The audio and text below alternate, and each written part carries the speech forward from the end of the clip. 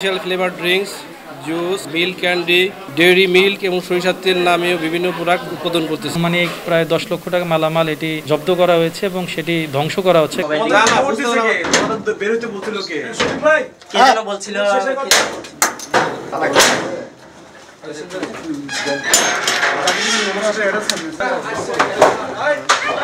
আচ্ছা তোমরা দৌড়াদৌড়ি করতেছো না, তোমাদের যাইতে পারো না।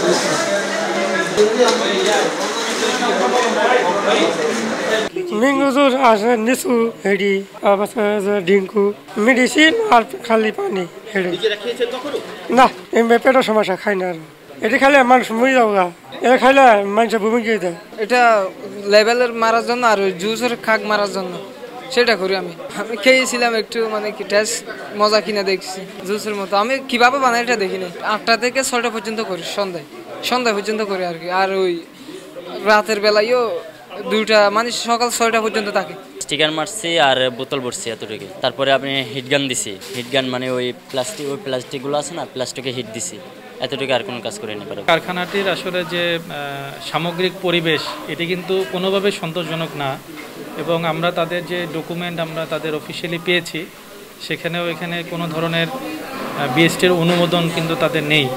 এবং এখানে যদি আমরা সরেজমিনে উপস্থিত মালিকরে পাইনি, তো এখানে যিনি প্রতিনিধি রয়েছে তাদের কর্মচারীদের পক্ষ থেকে, তার মাধ্যমে মালিকের সাথে যোগাযোগ করে জানা গেছে যে আসলে তারা বিএসটির লাইসেন্স গ্রহণ করেনি। এবং এটি যেহেতু প্রধানত শিশুরাই বেশি গ্রহণ করে, এই জন্য এই স্বাস্থ্য ঝুঁকির বিষয়টা বিবেচনা আছে।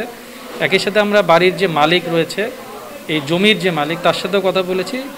তারা বলেছে যে এই প্রতিষ্ঠানের মালিক বলেছে যে তাদের সকল ধরনের লাইসেন্স রয়েছে, এই তারা এগ্রিমেন্ট করেছে, এই জন্য তারা আসলে দিয়েছে।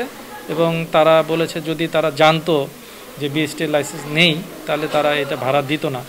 তো এই জন্য আমরা এখানে যে প্রতিনিধি রয়েছে তাকে জরিমানা করা হয়েছে। পাশাপাশি এখানে প্রায় আপনারা দেখেছেন আনুমানিক প্রায় 10 লক্ষ টাকা মালামাল এটি জব্দ করা হয়েছে এবং সেটি ধ্বংস করা হচ্ছে। কারণ এটি যেহেতু নিম্নমানের বলে আমাদের বিএসটি কর্তৃপক্ষ এটি বলেছে, সুতরাং এটি বিনষ্ট করা হচ্ছে।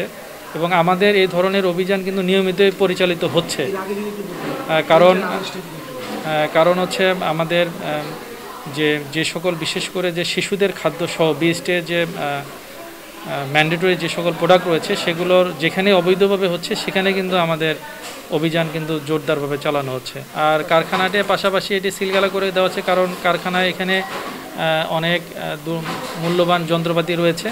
এর পরবর্তীতে মালিকপক্ষ যদি বিএসটি কর্তৃপক্ষ বরাবর যদি তারা পরবর্তীতে লাইসেন্স গ্রহণ করে কারখানার পরিবেশ যথোপযুক্ত যে সকল শর্তাবলী প্রতিপালন করা দরকার সেগুলো যদি করে তারা যদি পরবর্তীতে লাইসেন্স গ্রহণের যদি আবেদন করে, এটি বিএসটি মহাপরিচালক মহোদয় বিবেচনা সাপেক্ষে তিনি পরবর্তীতে এটি সিদ্ধান্ত দেবেন।